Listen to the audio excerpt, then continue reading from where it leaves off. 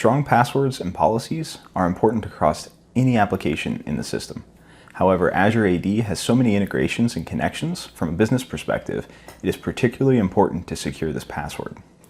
Azure AD allows users to authenticate to the Azure portal, Azure workloads, Office 365, and even other cloud and on-premise solutions. You want to ensure that this figurative key to the kingdom is strong and well protected.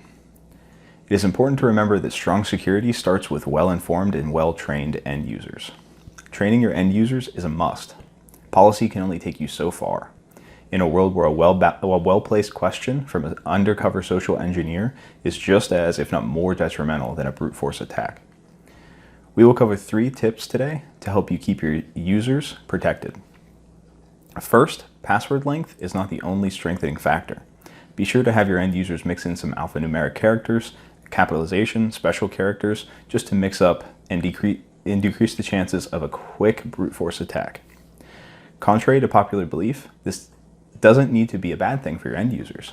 When you hear the phrase, "but I need to remember these passwords," remind them that there are some easy tricks to supplement letters with other characters to increase the complexity while minimizing detriment to memorization. For example, an @ symbol for an A, a hash for an H, or a 1 for an L can be used to easily replace characters in a password to increase security. When it comes to the social engineer, it is important to make sure you can throw them off by strengthening your password in ways other than length.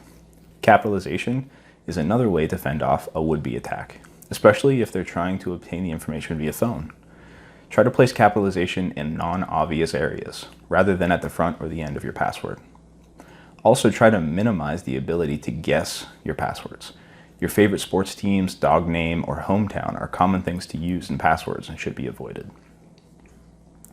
The second tip for strengthening your passwords is to note that, unlike the name suggests, passwords do not need to be just one word.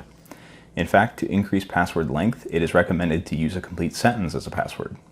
This will greatly increase the number of characters in your password, with the one area we didn't focus on earlier, while keeping your password, or better yet, passphrase, very memorable.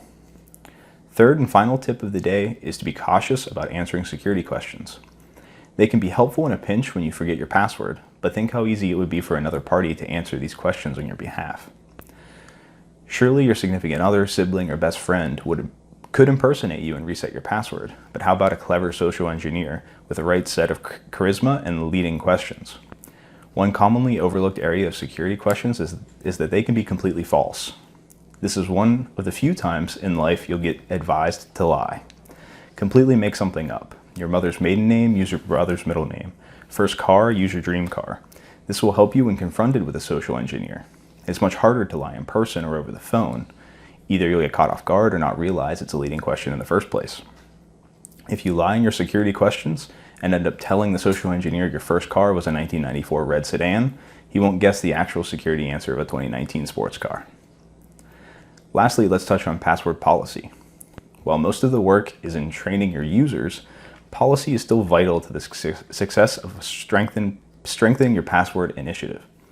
A couple of common areas are minimum password lengths, usually 8 to 12 characters, complexity requirements like special characters, capitalization, and numbers, and the banning of common passwords. Keep in mind, however, these techniques usually result in password normalization if made too complex. For example, adding 1, 2, 3 at the end of the same password. Keep your policies reasonable while training your end users so that they're aware of the risk associated with poor passwords. Also, keep in mind that there are other ways to protect your systems without long and complicated passwords, such as MFA, that greatly reduces the chances of hacking without continuously increasing your password complexity requirements on your end users.